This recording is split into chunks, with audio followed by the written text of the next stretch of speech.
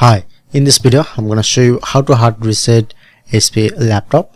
So this is my HP laptop and this is a Windows 11. So simply go to your start menu, then you get search option, search set to settings, and just open your settings.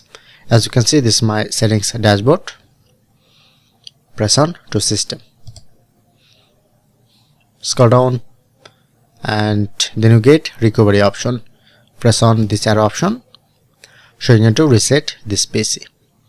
Press on reset PC. So as you can see, showing you two different way, keep my file and remove everything. So it's hard reset. So select the second option, and another showing you two different way.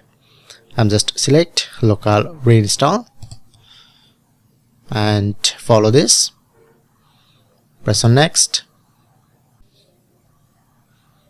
and follow this. Remove all of the personal file and user account on this PC.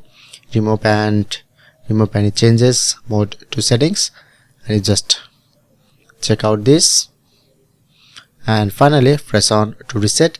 Then it's hard reset on your laptop. So that's it.